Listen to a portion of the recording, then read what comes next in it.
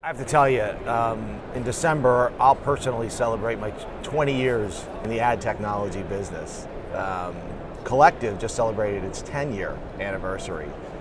And yes, the last 20 years have been interesting, but the last 10 even more interesting.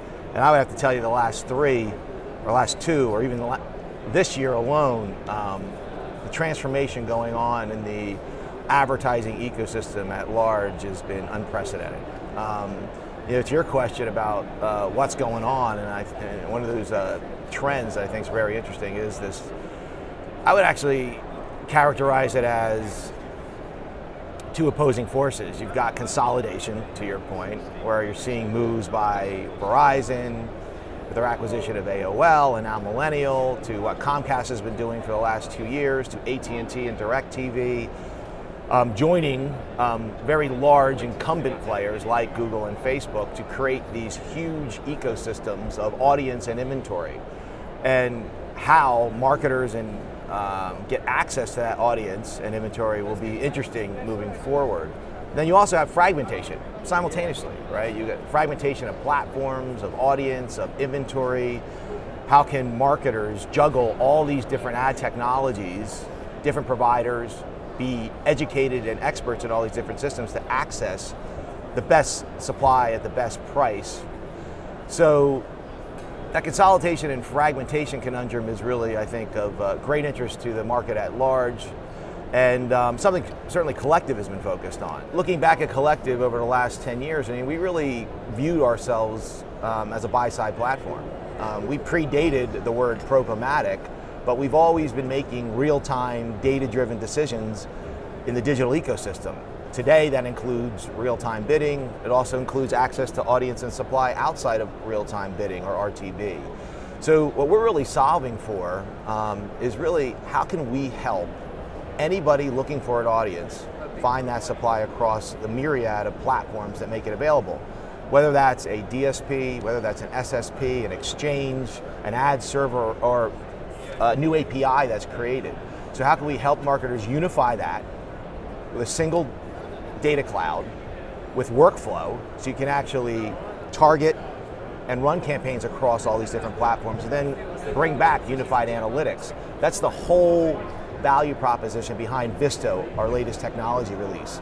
We've historically made that available on a managed service only, and now we're making it available on platform and self-service technology. So serviced by the agencies or by the marketers, or who's using the platform, would you say? Really 3 different customer types.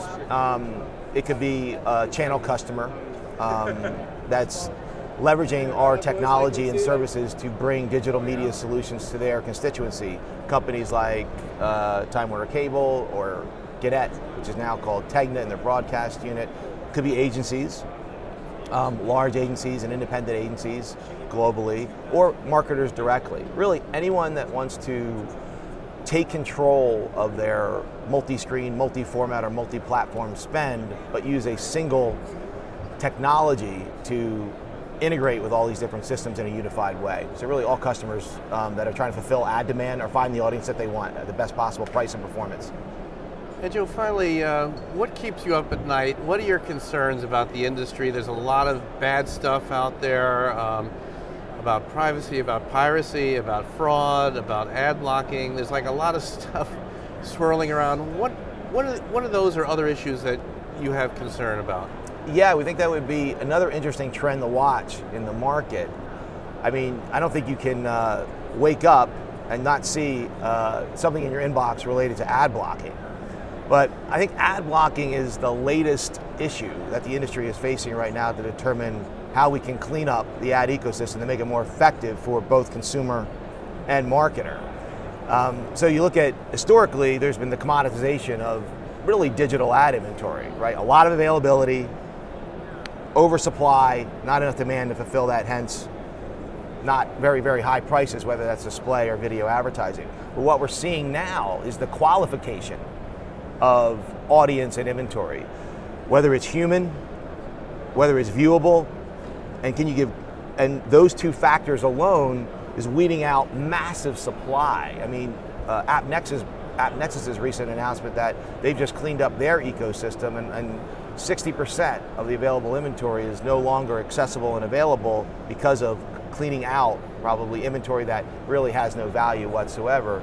So we think this qualification of inventory is driving limited supply, maybe even scarcity of inventory, which would drive pricing.